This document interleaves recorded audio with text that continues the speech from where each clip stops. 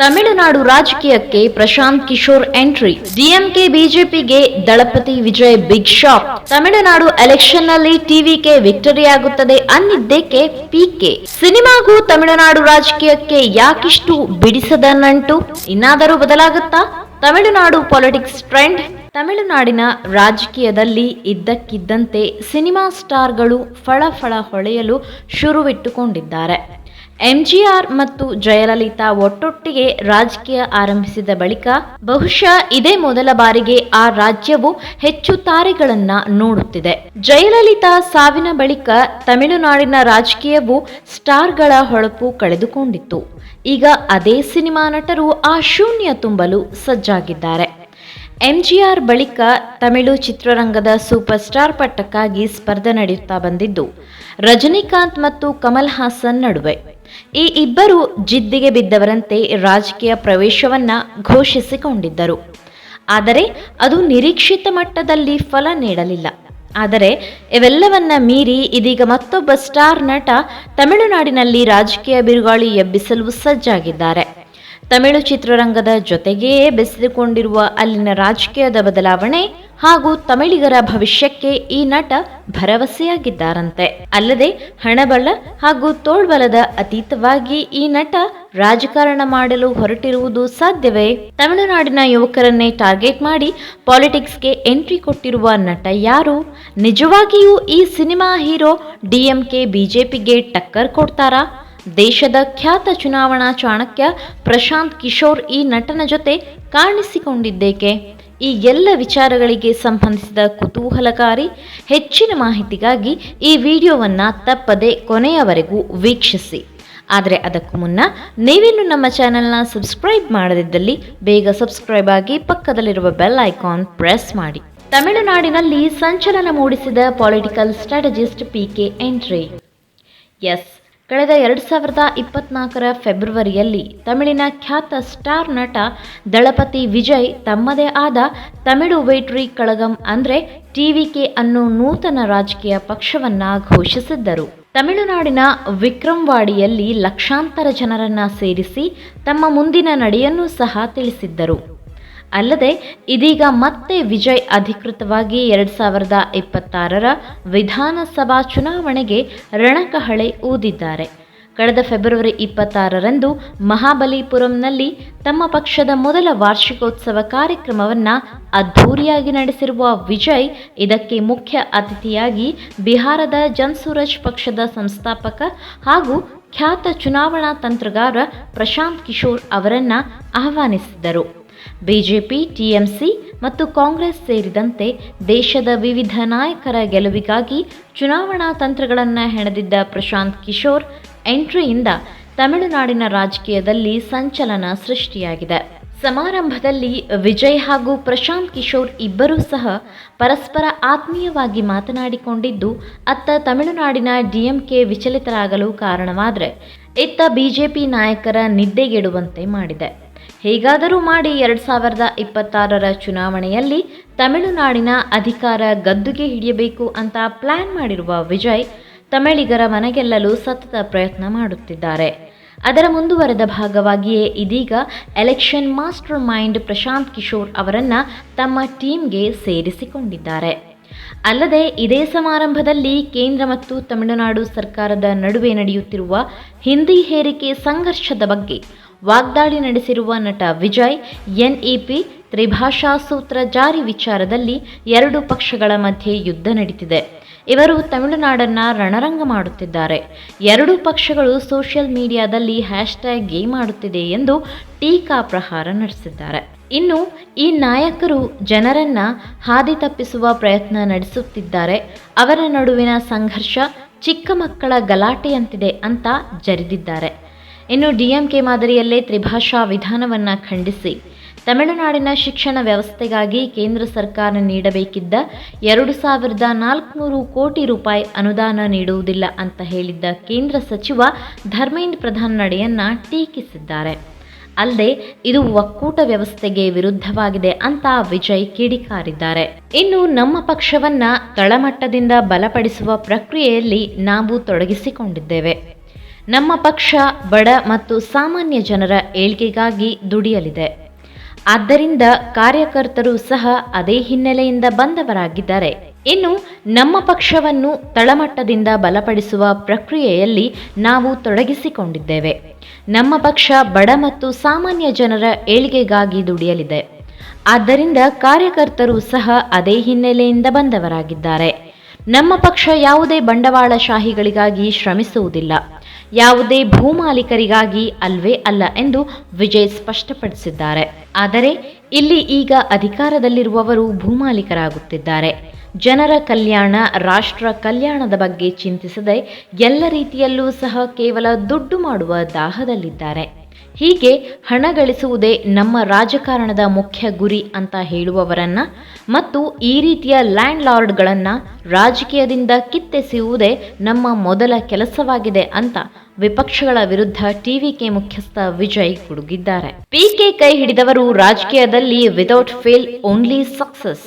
ಇನ್ನು ತಮಿಳುನಾಡಿನ ರಾಜಕೀಯದ ಪರಿವರ್ತನೆಗೆ ತಮ್ಮ ಬೆಂಬಲ ಸೂಚಿಸಿ ಮಾತನಾಡಿದ್ದ ಪ್ರಶಾಂತ್ ಕಿಶೋರ್, ತಮಿಳುನಾಡಿನ ರಾಜಕಾರಣದಲ್ಲಿ ಬದಲಾವಣೆಯನ್ನ ಕಾಣಲು ಬಯಸುವ ಅದೆಷ್ಟೋ ಲಕ್ಷಾಂತರ ಜನರಿಗೆ ವಿಜಯ್ ಭರವಸೆಯಾಗಿ ನಿಂತಿದ್ದಾರೆ.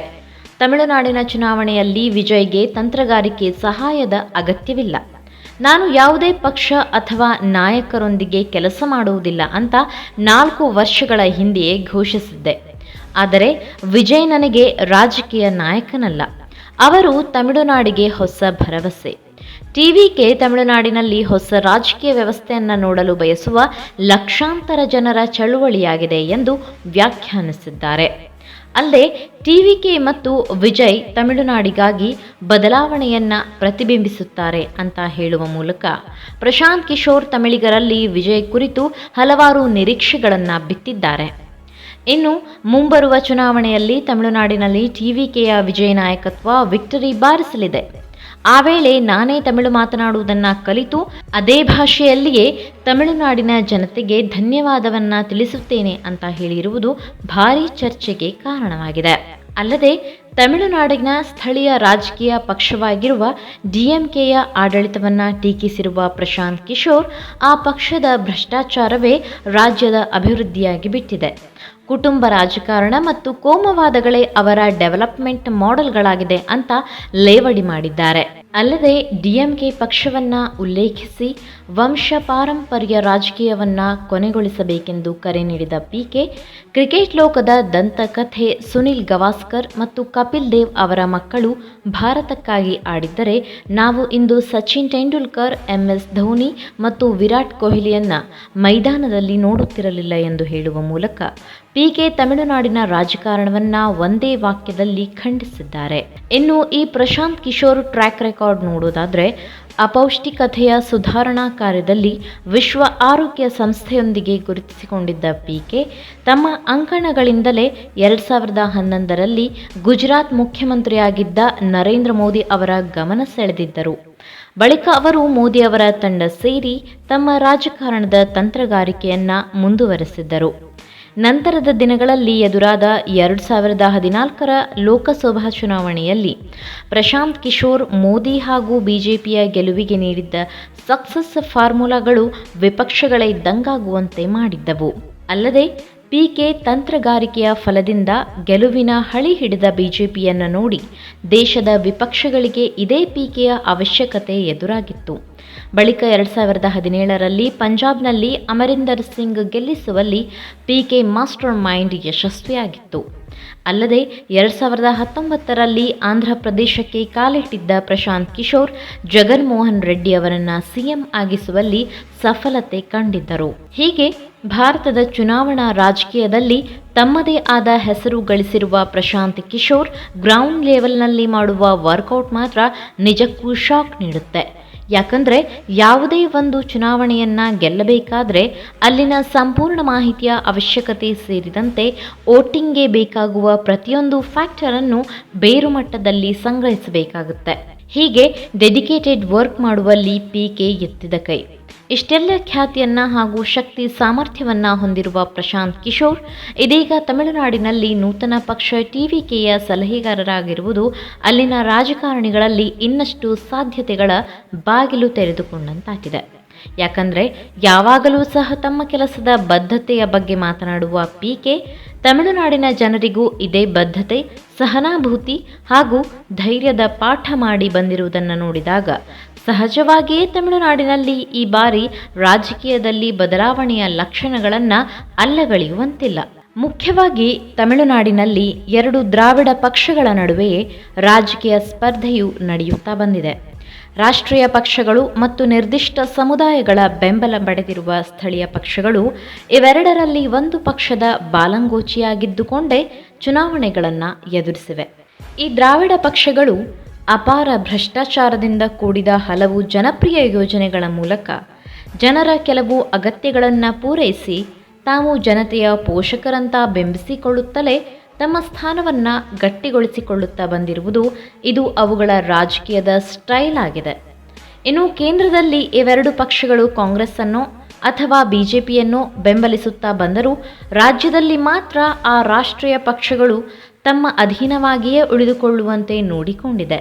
ಆದರೆ ಯಾವುದೇ ದ್ರಾವಿಡ ಪಕ್ಷ ಅಧಿಕಾರಕ್ಕೆ ಬಂದರೂ ಸಹ ಆ ಸರ್ಕಾರಕ್ಕೆ ಫಲಾನುಭವಿಯನ್ನ ಪ್ರಜೆಯೆಂದೇ ಕಾಣುವ ವ್ಯವಸ್ಥೆಯು ನಿಜರೂಪದಲ್ಲಿ ತನ್ನದೇ ಆದ ವೈರುಧ್ಯಗಳನ್ನು ಹೊಂದಿರುತ್ತೆ ಅನ್ನೋದು ಅಲ್ಲಿನ ರಾಜಕೀಯಕ್ಕೆ ಅಂಟಿರುವ ಕಳಂಕವಾಗಿದೆ. ಗೆಟ್ ಔಟ್ ಕ್ಯಾಂಪೇನ್ಗೆ ಸಹಿ ಹಾಕದ ಪಿಕೆ ನಡೆ ನಿಗೂಢವಾಯ್ತಾ? ಹೌದು. ಟಿವಿಕೆಯ ವಾರ್ಷಿಕೋತ್ಸವ ಸಮಾರಂಭದಲ್ಲಿ ಇರಿಸಿದ್ದ ಬೋರ್ಡ್ ಮೇಲೆ ಪ್ರಸ್ತುತ ಆಡಳಿತದಲ್ಲಿರುವ ತಮಿಳುನಾಡಿನ ಡಿಎಂಕೆ ಸರ್ಕಾರದ ಮುಖ್ಯಮಂತ್ರಿ ಸ್ಟಾಲಿನ್ ಹಾಗೂ ಪ್ರಧಾನಿ ನರೇಂದ್ರ ಮೋದಿ ಅವರ ನೀತಿಗಳನ್ನು ಖಂಡಿಸಿ ಟಿವಿಕೆ ನಡೆಸುತ್ತಿರುವ ಗೆಟ್ ಔಟ್ ಅಭಿಯಾನಕ್ಕೆ ಸಹಿ ಹಾಕಲು ಪ್ರಶಾಂತ್ ಕಿಶೋರ್ ಹಿಂದೇಟು ಹಾಕಿದ್ದಾರೆ. ವಿಜಯ್ ಸೇರಿದಂತೆ ಸ್ಥಳದಲ್ಲಿದ್ದ ಅನೇಕರು ಮೋದಿ ಹಾಗೂ ಸ್ಟಾಲಿನ್ ವಿರುದ್ಧ ಸಹಿ ಹಾಕಿದ್ದಾರೆ.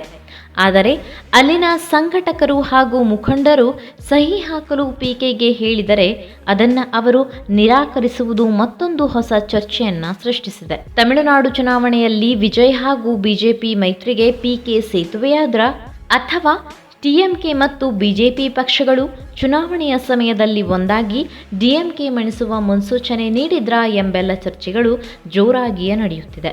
ಹೇಳಿ ಕೇಳಿ ಇದೇ ಪ್ರಶಾಂತ್ ಕಿಶೋರ್ ಈ ಹಿಂದೆ ಮೋದಿ ಟೀಮ್ನಿಂದಲೇ ಮುನ್ನೆಲೆಗೆ ಬಂದಿದ್ದಾರೆ ಅನ್ನೋದು ಇಲ್ಲಿ ಗಮನಾರ್ಹ. ತಮಿಳು ರಾಜಕೀಯಕ್ಕೂ ಸಿನಿಮಾಗೂ ಬಿಡಿಸದ ನಂಟು. ಎಸ್, ನಾವಿಲ್ಲಿ ತಮಿಳುನಾಡಿನ ರಾಜಕೀಯದಲ್ಲಿ ಹೆಸರು ಮಾಡಿರುವವರ ಮೂಲ ಗಮನಿಸಿದಾಗ ಅವರು ನಟನೆಯ ಜೊತೆಗೆ ರಾಜಕೀಯಕ್ಕೆ ಕಾಲಿಟ್ಟಿರುವುದು ಕಂಡುಬರುತ್ತೆ. ಅಲ್ಲದೆ ಇದೇ ವಿಚಾರದಲ್ಲಿ ಇನ್ನಷ್ಟು ಆಳವಾಗಿ ಇಣುಕಿ ನೋಡಿದಾಗ ನಮಗೆ ತಮಿಳುನಾಡಿನ ರಾಜಕೀಯದ ಇಂಟ್ರೆಸ್ಟಿಂಗ್ ಮಾಹಿತಿಗಳು ದೊರೆಯುತ್ತೆ.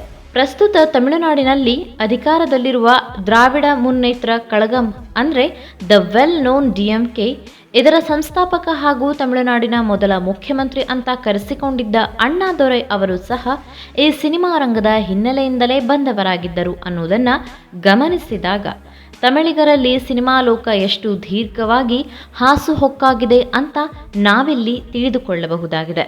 ಅಲ್ಲದೆ ಆಗ ಅವರು ಸಿನಿಮಾವನ್ನ ಚಳುವಳಿ ಹಾಗೂ ರಾಜಕೀಯಕ್ಕೆ ಶಕ್ತವಾಗಿ ಬಳಸಿಕೊಳ್ಳುವಲ್ಲಿ ಯಶಸ್ವಿಯಾಗಿದ್ದರು. ಇನ್ನು ಕೆಲವು ಸಿನಿಮಾಗಳಲ್ಲಿ ನಾಯಕರಾಗಿ ನಟಿಸಿದ್ದಲ್ಲದೆ ಚಿತ್ರಕಥೆಗಳನ್ನು ಈ ಅಣ್ಣಾದೊರೈ ಸಹ ಬರೆದಿದ್ದರು. ಇವರಷ್ಟೇ ಅಲ್ಲದೆ ಈ ತಮಿಳುನಾಡಿನ ಇನ್ನೊಬ್ಬ ಹಿರಿಯ ರಾಜಕಾರಣಿ ಹಾಗೂ ಡಿಎಂಕೆಯ ಸ್ಥಾಪಕರಲ್ಲಿ ಒಬ್ಬರಾಗಿರುವ ಹಾಗೂ ದ್ರಾವಿಡ ಚಳುವಳಿಯ ಮುಂಚೂಣಿಯಲ್ಲಿದ್ದ ಎಂ ಕರುಣಾನಿಧಿ ಅವರು ಸಿನಿಮಾಗಳಲ್ಲಿ ಬಣ್ಣ ಹಚ್ಚಿಲ್ಲ. ಆದರೆ ಹಲವಾರು ಸಿನಿಮಾಗಳಿಗೆ ಚಿತ್ರಕಥೆ, ಗೀತೆಗಳು, ಕಥೆಗಳನ್ನು ರಚಿಸಿದ್ದರು. ಹೀಗೆ 19ನೇ ಶತಮಾನದಲ್ಲಿದ್ದ ದ್ರಾವಿಡ ಚಳುವಳಿಯನ್ನು ತಮಿಳು ಜನರ ಮನಸ್ಸಿಗೆ ತಾಗಿಸಿದ ಸಿನಿಮಾ ಪರಾಶಕ್ತಿಯ ಚಿತ್ರಕಥೆಯನ್ನು ಬರೆದಿದ್ದು ಇದೇ ಎಂ ಕರುಣಾನಿಧಿ. ಆ ಪರಾಶಕ್ತಿಯ ಸಿನಿಮಾ ಆಗ ತಮಿಳುನಾಡಿನಾದ್ಯಂತ ಹೊಸ ಅಲೆಯನ್ನೇ ಎಬ್ಬಿಸಿತ್ತು. ಇನ್ನು ಹೀಗಿದ್ದ ಕರುಣಾನಿಧಿ ತಮಿಳುನಾಡಿನ ಸಿಎಂ ಆಗಿಯೂ ಸೇವೆ ಸಲ್ಲಿಸಿದ್ದರು. ಇನ್ನು ದ್ರಾವಿಡ ಚಳುವಳಿಯ ಮೂಲಕವೇ ಚಿತ್ರರಂಗಕ್ಕೆ ಕಾಲಿಟ್ಟಿದ್ದ ಶಿವಾಜಿ ಗಣೇಶನ್ ಅವರು ಸಹ ಇದೇ ಡಿಎಂಕೆ ಪಕ್ಷವನ್ನು ಸೇರಿದ್ದರು. ಆದರೆ ತಿರುಪತಿಗೆ ಭೇಟಿ ನೀಡಿದ್ದರು ಎಂಬ ಕಾರಣಕ್ಕೆ ಇದೇ ದೊಡ್ಡ ವಿವಾದವಾಗಿ ಅವರು ಡಿಎಂಕೆ ತೊರೆಯುವಂತಾಯಿತು. ಹೀಗೆ ಸಿನಿಮಾ ಮಂದಿಯು ರಾಜಕೀಯಕ್ಕೆ ಬರಲು ದ್ರಾವಿಡ ಚಳುವಳಿಯು ಕಾರಣವಾಯಿತು. ಇನ್ನು ತಮಿಳುನಾಡಿನ ರಾಜಕೀಯ ಹಾಗೂ ಸಿನಿಮಾ ರಂಗದಲ್ಲಿ ತಮ್ಮದೇ ಆದ ಹೆಸರು ಮಾಡಿ ಜನಪ್ರಿಯತೆ ಗಳಿಸಿದ್ದ ಎಂಜಿಆರ್ ಅಂದರೆ ಎಂಜಿ ರಾಮಚಂದ್ರನ್ ಅವರು ಸಹ ಮೂಲತಃ ಚಿತ್ರರಂಗದ ಹಿನ್ನೆಲೆಯಿಂದ ಬಂದವರಾಗಿದ್ದರು. ಅವರು 1953ರವರೆಗೆ ಕಾಂಗ್ರೆಸ್ನಲ್ಲಿದ್ದರು.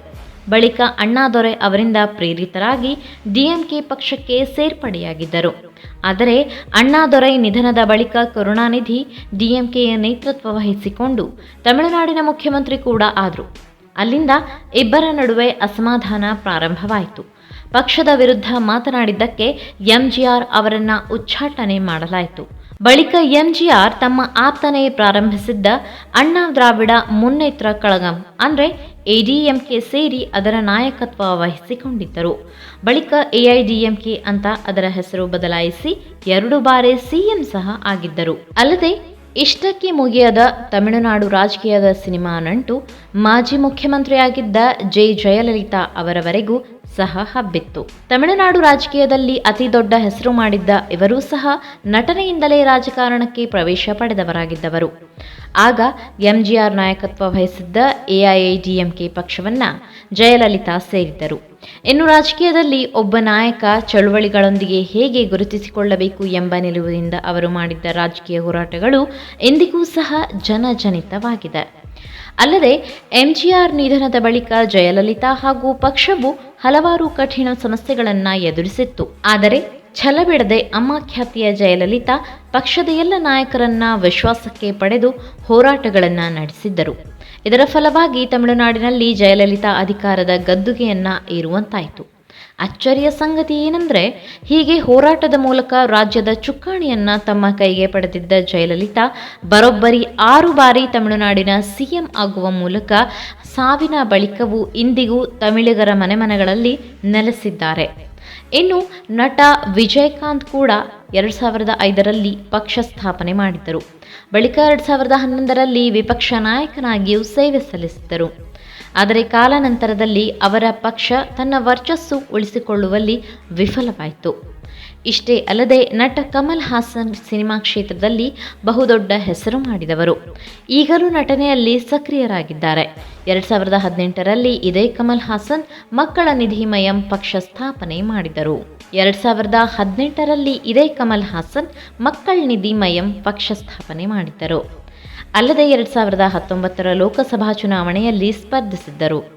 ಆದರೆ ದುರದೃಷ್ಟವಶಾತ್ ಆಗ ಕಮಲ್ ಹಾಸನ್ ಗೆಲುವು ಸಾಧಿಸುವಲ್ಲಿ ವಿಫಲರಾಗಿದ್ದರು. ಸದ್ಯ ಪಕ್ಷದ ಸಂಘಟನೆಯನ್ನ ಕಮಲ್ ಮುಂದುವರೆಸಿದ್ದಾರೆ. ಆದರೆ ಈ ಎಲ್ಲ ಸಿನಿಮಾ ಸ್ಟಾರ್ಗಳ ಸಾಲಿಗೆ ವಿಜಯ್ ಸೇರಿದ್ದಾರೆ. ತಮಿಳುನಾಡಿನ ರಾಜಕೀಯದಲ್ಲಿ ಅಮೂಲಾಗ್ರ ಬದಲಾವಣೆಯನ್ನು ತರುವ ನಿಟ್ಟಿನಲ್ಲಿ ಯುವಕರನ್ನೇ ಕೇಂದ್ರವಾಗಿಸಿಕೊಂಡು ಪಕ್ಷ ಸಂಘಟನೆಯಲ್ಲಿ ತೊಡಗಿಸಿಕೊಂಡಿರುವ ವಿಜಯ್ ತಮಿಳಿಗರಲ್ಲಿ ಹಲವು ನಿರೀಕ್ಷೆಗಳನ್ನು ಹುಟ್ಟುಹಾಕಿದ್ದಾರೆ. ಎನ್ಇಪಿ ಸೇರಿದಂತೆ ಕೇಂದ್ರ ಸರ್ಕಾರದ ಹಲವು ನಿರ್ಧಾರಗಳನ್ನು ಬಹಿರಂಗವಾಗಿಯೇ ಟಿವಿಕೆ ನಾಯಕ ವಿಜಯ್ ಖಂಡಿಸಿದ್ದಾರೆ. ಕೆಲವು ಎಡಪಂಥೀಯ ಚಿಂತನೆಗಳನ್ನು ಅಳವಡಿಸಿಕೊಂಡು ದ್ರಾವಿಡ ಚಳವಳಿಯ ಪೆರಿಯಾರ್ ಅವರ ನಾಸ್ತಿಕ ಐಡಿಯಾಲಜಿ ಹೊರತುಪಡಿಸಿ ಇತರ ಚಿಂತನೆಗಳೊಂದಿಗೆ ಹಾಗೂ ಸಂವಿಧಾನ ಪಿತಾಮಹ ಡಾಕ್ಟರ್ ಬಿಆರ್ ಅಂಬೇಡ್ಕರ್ ಅವರ ವಿಚಾರಧಾರೆಗಳೊಂದಿಗೆ ಮುನ್ನಡೆಯುವುದಾಗಿ ಈಗಾಗಲೇ ವಿಜಯ್ ಘೋಷಿಸಿರುವುದು ಪ್ರಗತಿಪರ ಮನಸ್ಸುಗಳಲ್ಲಿ ಹತ್ತಾರು ಆಲೋಚನೆಗಳನ್ನು ಹುಟ್ಟುಹಾಕಿದೆ. ಒಟ್ನಲ್ಲಿ 2026ರ ತಮಿಳುನಾಡು ಎಲೆಕ್ಷನ್ಗೆ ಈಗ ರಂಗು ಬಂದಿರುವುದು ಕನ್ಫರ್ಮ್ ಆಗಿದೆ. ರಾಜಕೀಯಕ್ಕೆ ಭರ್ಜರಿ ಎಂಟ್ರಿ ಕೊಟ್ಟ ತಮಿಳು ನಟ ಟಿವಿಕೆ ಪಕ್ಷದ ಅಧ್ಯಕ್ಷ ದಳಪತಿ ವಿಜಯ್ ಜೊತೆ ಚುನಾವಣಾ ತಂತ್ರಗಾರ ಪ್ರಶಾಂತ್ ಕಿಶೋರ್ ಕೈಜೋಡಿಸಿರುವುದೇ ತಮಿಳುನಾಡಿನಲ್ಲಿ ಸದ್ಯದ ಬಿಸಿ ಬಿಸಿ ಚರ್ಚೆಯಾಗಿದೆ. ಇದರೊಂದಿಗೆ ತಮಿಳುನಾಡು ರಾಜಕೀಯ ಮಗ್ಗಲು ಬದಲಾವಣೆಯಾಗುವುದು ಸ್ಪಷ್ಟವಾಗಿದೆ. ಟಿವಿಕೆ ಪಕ್ಷದ ರಾಜಕೀಯ ನಡೆಗಳ ಬಗ್ಗೆ ಡಿಎಂಕೆ, ಎಐಎಡಿಎಂಕೆ ತಲೆಬಿಸಿ ಮಾಡಿಕೊಂಡಿದೆ. ಈ ಮೂಲಕ ವಿಜಯ್ ತಮಿಳುನಾಡಿನಲ್ಲಿ ತಮ್ಮ ರಾಜಕೀಯ ಅಸ್ತಿತ್ವಕ್ಕೆ ಭದ್ರ ಬುನಾದಿ ಹಾಕಲು ಪ್ರಶಾಂತ್ ಕಿಶೋರ್ ಮೊರೆ ಹೋಗಿರುವುದನ್ನು ತಳ್ಳಿ ಹಾಕುವಂತಿಲ್ಲ.